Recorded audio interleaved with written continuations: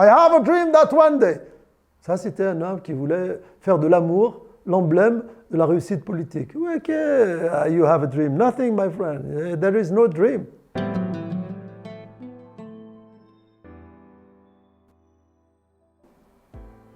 Oui, il y a ce triangle infernal là, qui est en fait celui de la pauvreté, de l'exclusion et de l'ethnicisation.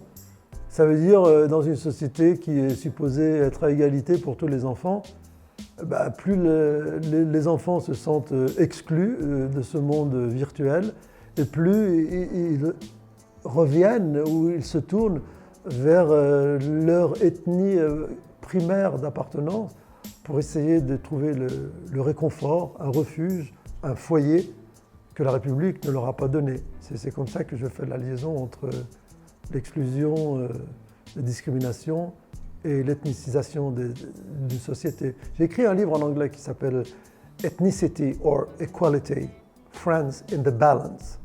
Ethnicité ou égalité. La France est en déséquilibre. On parle souvent, on a parlé il y a une quinzaine d'années beaucoup de ce fameux plafond de verre.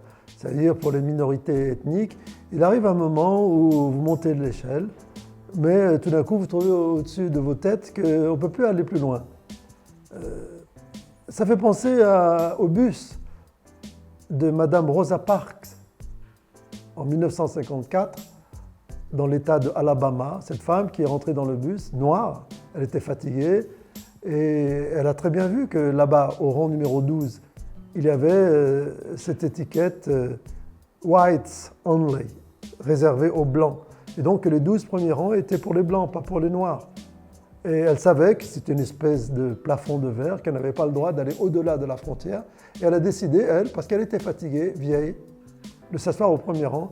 Et c'est comme ça que, dans les années 55, 56, le mouvement des droits civiques et de lutte contre la ségrégation ont commencé aux États-Unis d'Amérique. Eh bien, ce plafond de verre, il existe toujours pour les Noirs américains, pour les Latino-américains. Il existe aussi pour les enfants de Maghrébins en France, pour les musulmans, parce que cette société française n'est pas encore hybride. La couleur de la peau est un marqueur très important. Le nom s'appelait Karim, Younes, Azouz. C'est pas comme François, Hervé et Bernard. Ce qui fait dire à des individus comme Éric Zemmour, à longueur de journée à la télévision, que ces minorités qui souffrent de discrimination n'ont qu'à prendre le nom des gens normaux, c'est-à-dire le nom des gens d'ici, des noms chrétiens, et n'ont qu'à se teindre la peau en blanc pour être invisibles dans la société.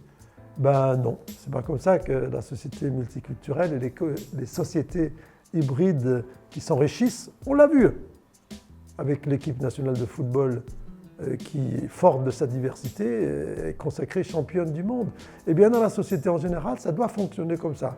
Plus on va casser les goulots d'étranglement, plus on va décloisonner les sociétés, plus on va habituer l'œil de la République française à admettre et apprécier la diversité, hommes-femmes, mais la diversité des couleurs aussi, et mieux, les individus qui composeront cette société se porteront et se sentiront à l'aise dans cette société. La République française n'a pas encore bien digéré l'histoire de la colonisation en Algérie et l'histoire de ces colonisations en général. Tous les problèmes d'immigration que nous vivons aujourd'hui encore sont une conséquence du fait colonial de 1832. Et par conséquent, le meilleur moyen de se débarrasser d'un poison que l'on porte en soi, le poison qui est celui du viol que constitue la colonisation, ce n'est pas une civilisation, c'est un viol à main armée, eh bien c'est d'en parler avec les enfants et d'éduquer les enfants pour raconter l'histoire du viol et raconter comment l'immigration actuelle est le résultat d'un viol et que le meilleur moyen de le faire disparaître, ce n'est pas d'essayer de le cacher au fond de son estomac ou au fond de son foie, mais d'essayer d'en parler, de l'extraire, faire comprendre aux Français que le passé est là, mais on va le négocier ensemble pour continuer à bâtir un avenir ensemble. Parce qu'il n'y en a pas d'autre.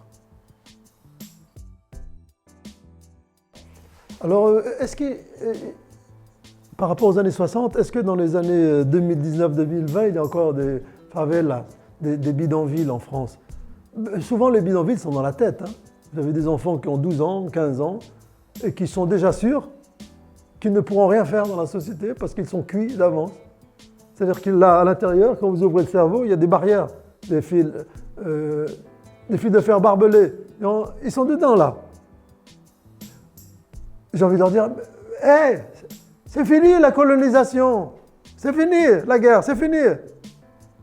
Nous ne sommes pas des enfants de colonisés, nous sommes des citoyens français, libres. Donc il faut que l'ancien colonisé se décolonise.